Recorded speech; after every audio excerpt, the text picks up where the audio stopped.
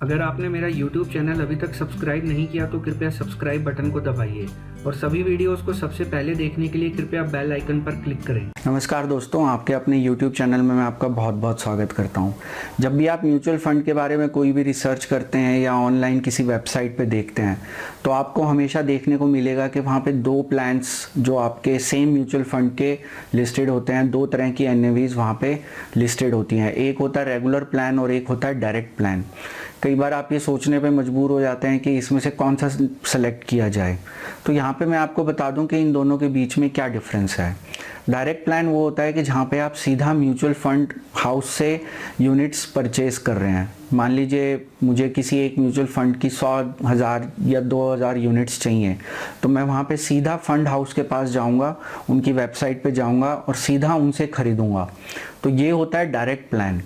दूसरा होता है रेगुलर प्लान। रेगुलर प्लान वो होता है कि जहाँ पे आप किसी डिस्ट्रीब्यूटर, ब्रोकर या एजेंट के थ्रू वो यूनिट्स खरीद रहे होते हैं। जब भी आप ऑनलाइन अगर किसी बैंक की वेबसाइट से भी अगर यूनिट्स खरीद रहे हैं, आप डीमैट अकाउंट के थ्रू भी खरीद रहे हैं, तो आप ये मान के चलिए कि ये रेगुलर प्लान है, ये डायरेक्ट प्लान नहीं है।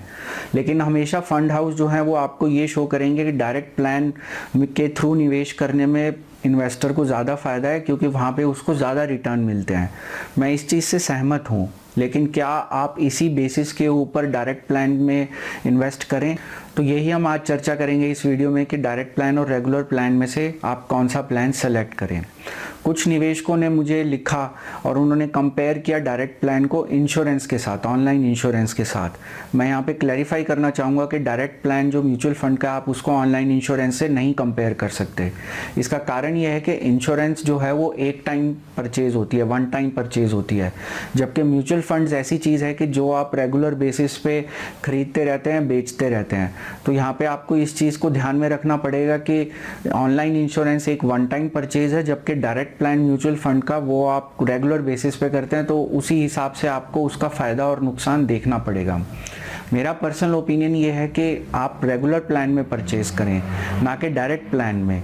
इसके हम कारण जानेंगे कि डायरेक्ट प्लान से ख़रीदने में आपको क्या क्या नुकसान हो सकता है।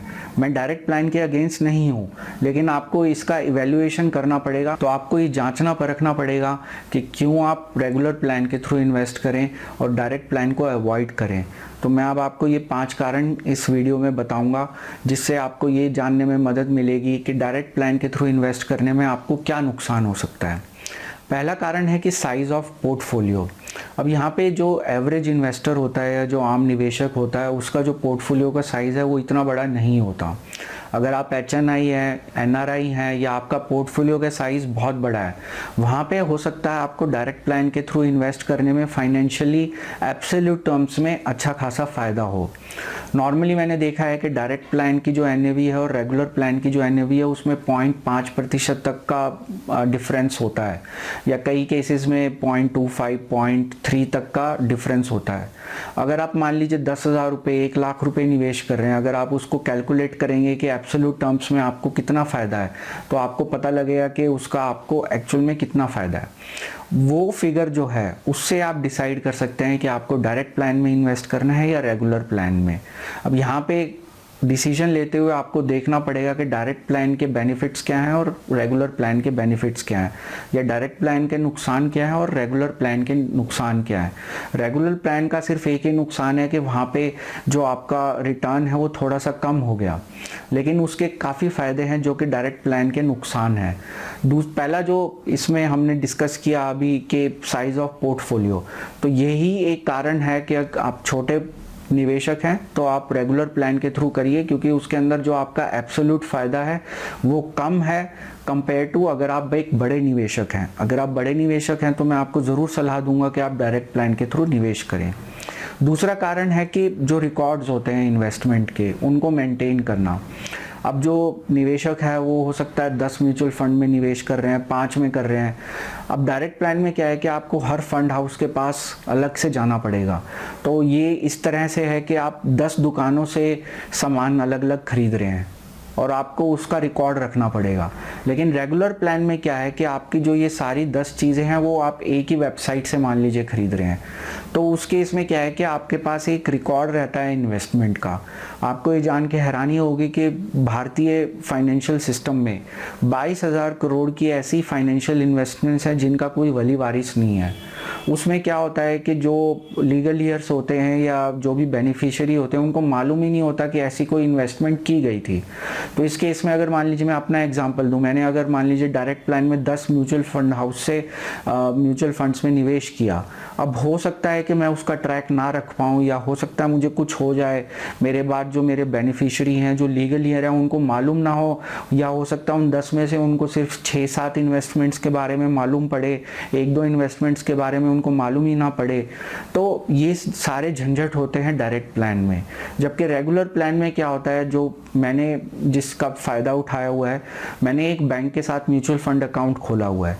वहाँ पे मैं जो भी म्यूचुअल फंड का निवेश करता हूँ वो सारा मेरे को एक ही विंडो के अंदर दिख जाता है, और मेरे घर में मेरे लीगल ईयर्स को या मेरे बेनिफिशियरीज को पता है कि मेरी इन्वेस्टमेंट किस बैंक के साथ है, और उस बैंक की डिटेल्स भी उनके पास मौजूद है। लेकिन अगर मान लीजिए मैं डायरेक्ट प्लान के थ्रू 10 म्यूचुअल फंड में निवेश करता हूँ, तो ये सब बताना और ये सब का रिकॉर्ड रखना, और वो निवेश मैं हो सकता है 6 महीने में बेच दूँ, फिर दोबारा खरीदूँ, तो मुझे वो पूरा साइकिल दोबारा रिपीट करना पड़ेगा। क्योंकि म्यूचुअल फंड ऐसी चीज़ है कि आप रेगुलर बेसिस पे खरीदते बेचते रहते हैं। तो इस केस में ये बहुत बड़ा झंझट का काम होता है। मेरे हिसाब से रेगुलर प्लान इस पॉइंट के ऊपर ज़्यादा बेटर है कंपेयर टू डायरेक्ट प्लान। अब तीसरा है डॉक्यूमेंटेशन। इसमें आपको मालूम ही है कि KYC जो कितना इंपॉर्टेंट है। अब अगर मान लीजिए मैं एक फ़ंड हाउस में इन्वेस्ट कर रहा हूँ, फिर मैं दूसरे फ़ंड हाउस में जाऊँ और तीसरे में जाऊँ, तो मुझे हर बार अपना KYC का जो डॉक्यूमेंट्स हैं वो दोबारा देने पड़ेंगे फ़ंड हाउस को। जबकि रेगुलर प्लान में जिस बैंक के साथ मैंने म्यूचुअल फंड अकाउंट खोला है, मेरा एक ही बार KYC हुआ। अब उसके अंदर मेरे पास बहुत सारी ऑप्शंस हैं, मैं किसी भी म्यूचुअल फंड में, किसी भी फंड हाउस के म्यूचुअल फंड में निवेश कर सकता हूँ। उसमें खरीदते हुए बेचते हुए मुझे कोई हैसल नहीं है डॉक्यूमेंटेशन का, ये सारा कार्य मैं ऑनलाइन कर सकता हूँ। जबकि डायरेक्ट प्लान्स में भी आपका ऑनलाइन प्लेटफॉर्म अवेलेबल है, पर उसमें आप ये मान के चलिए कि आपको हर फंड हाउस से अलग अलग डील करना है, और हो सकता है कि आपको कुछ अगर दिक्कत आए तो आपको हर फंड हाउस से अलग अलग आपको उनको कांटेक्ट करना पड़ेगा। जबकि रेगुलर प्लान में अगर मुझे कोई दिक्कत आती है तो मैं अपने बैंक को कांटेक्ट करता हूँ और वो मुझे उसका समस्या का निवारण करके देते हैं। तो आपको डॉक्यूमेंटेशन का पॉइंट भी अपने ध्यान में रखना पड़ेगा, जो कि एक बहुत बड़ी हैसल है मेरे हिसाब से। नंबर 4 पे आता है ऑपरेशनल हैसल, जो कि पहले वाले पॉइंट से लिंक है, लेकिन यहाँ पे हैसल का मतलब है कि अगर मान लीजिए कल को मुझे कुछ हो जाता है, तो वहाँ पे अगर मेरे लीगल ईयर्स को मेरे जो म्यूचुअल फंड की निवेश को निकालना पड़े, तो उनको 10 अलग अलग फंड हाउस से डील करना पड़ेगा। अगर मेरे 10 म्यूचुअल फंड्स में इन्वेस्टमेंट है अलग अलग फंड हाउस के साथ। जबकि अगर मान लीजिए मैंने रेगुलर प्लान में बैंक के थ्रू इन्वेस्ट किया हुआ है, तो उनको एक ही एप्लीकेशन देनी पड़ेगी बैंक को, और वहाँ पे उनका कार्य हो जाएगा। और यहाँ पे क्या है कि ये एक बहुत बड़ा ऑपरेशनल हैसल होता है कि 10 म्यूचुअल फंड हाउसेस के साथ डील करना। रेगुलर प्लान में आपको सिर्फ एक आपके जो ब्रोकर हैं, एजेंट हैं, डिस्ट्रीब्यूटर हैं, उनके साथ ही डील करना है, वो आपके लिए आपका सारे कार्य करके देंगे। तो ये जो ऑपरेशनल हैसल है ये इस समय ज़्यादा इंपॉर्टेंट नहीं लग रही होगी, पर ओवरऑल देखा जाए सभी पॉइंट्स को मिला के तो ये बहुत बड़ी ऑपरेशनल हैसल है डायरेक्ट प्लान में इन्वेस्ट करना। आखिरी पॉइंट है वो है इन्वेस्टमेंट एडवाइस। अब इसमें क्या होता है कि यहाँ पे मैं मानता हूँ कि आप जो आपके ब्रोकर हैं या कमीशन एजेंट हैं या डिस्ट्रीब्यूटर हैं, आप उनके बेसिस के ऊपर निवेश नहीं कर सकते, क्योंकि हो सकता है वो आपको वही फंड सजेस्ट करें जहाँ पे उनको ज़्यादा कमीशन मिल रहा है। वो हमेशा आपको वही फंड्स हो सकता है सजेस्ट करेंगे, लेकिन ये कंफर्म नहीं है, लेकिन हो सकता है करेंगे, क्योंकि ये बैक ऑफ द माइंड, अगर मान लीजिए मैं डिस्ट्रीब्यूटर हूँ, मेरे दिमाग में ये चलेगा कि अगर मैं इनको ये वाला फंड दे दूँ तो यहाँ मेरा इतना % कमीशन है, 1.5% कमीशन है, अगर ये वाला फंड दूँ यहाँ से 0.5 है, तो मेरा फ़ायदा कहाँ पे है। ये हो सकता है मेरे बैक ऑफ द माइंड चलता रहे ये सब थॉट प्रोसेस। तो यहाँ पे जो गलत इन्वेस्टमेंट एडवाइस की प्रोबेबिलिटी हाई रहती है। लेकिन मैं आपको यहाँ पे एक चीज़ बताना चाहूँगा कि जो ज़्यादातर निवेशक हैं उनको म्यूचुअल फंड्स के बारे में बेसिक्स के के बारे में ज़्यादा नॉलेज या एजुकेशन नहीं होती। तो यहाँ पे अगर आप रेगुलर प्लान के थ्रू इन्वेस्ट कर रहे हैं, किसी डिस्ट्रीब्यूटर के थ्रू, बैंक के थ्रू या एजेंट के थ्रू, तो वहाँ पे आप इस मौके का ये फ़ायदा उठा सकते हैं कि आप म्यूचुअल फंड्स के बारे में पूरी नॉलेज, जानकारी और पूरी एजुकेशन ले लें उनसे। आप निवेश अपने मन से करिए, आप अपने म्यूचुअल फंड का चुनाव अपने आप करिए, जो कि मैंने अपने एक पहले वीडियो में आपसे शेयर किया था कि 7 ऐसे कौन से पैमाने हैं जो आपको म्यूचुअल फंड सेलेक्ट करने में सहायता कर सकते हैं।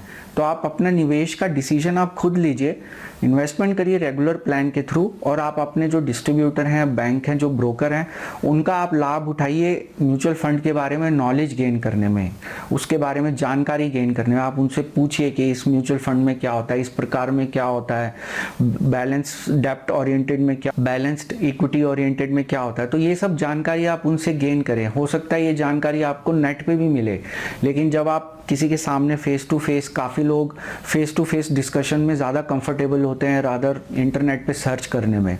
जैसे कि जो 40-50 साल की उम्र से ज़्यादा के लोग हैं, वो लोग मैंने देखा है कि ज़्यादा फेस टू फेस डिस्कशन में विश्वास रखते हैं। तो जब आप किसी से सुनते हैं, कोई आपको समझाता है, आप उनसे क्रॉस क्वेश्चन कर सकते हैं। तो इन सब चीज़ों से आपको एक पूरे म्यूचुअल फंड के बारे में अच्छी जानकारी हासिल होती है। तो रेगुलर प्लान में आप जो आपके जो ब्रोकर हैं, डिस्ट्रीब्यूटर हैं, आप उनका जो लाभ उठा सकते हैं वो म्यूचुअल फंड की जानकारी को गेन करने में उठा सकते हैं। डायरेक्ट प्लान में आपको कोई नहीं मिलेगा ये सब समझाने के लिए। अगर आप पूरा जानते हैं म्यूचुअल फंड के बारे में, तब आप डायरेक्ट प्लान को कंसीडर कर सकते हैं, जहां पे आपको किसी जानकारी, नॉलेज या एजुकेशन की ज़रूरत नहीं है। मुझे उम्मीद है कि आपको ये वीडियो बहुत पसंद आया होगा। इस वीडियो को आप अपने मित्रों, परिजनों के साथ सोशल मीडिया के थ्रू शेयर भी कर सकते हैं। अगर आप इसी तरह से जानकारी से भरपूर और ज्ञानवर्धक वीडियो देखना चाहते हैं तो आप मेरे यूट्यूब चैनल को सब्सक्राइब कर सकते हैं। सब्सक्राइब की ऑप्शन इस समय आपके स्क्रीन पर दिख रही है, या नीचे दिए गए सब्सक्राइब बटन को भी आप क्लिक कर सकते हैं। ये वीडियो देखने के लिए आपका बहुत बहुत धन्यवाद। अगर आपने मेरा YouTube चैनल अभी तक सब्सक्राइब नहीं किया तो कृपया सब्सक्राइब बटन को दबाइए, और सभी वीडियोस को सबसे पहले देखने के लिए कृपया बेल आइकन पर क्लिक करें।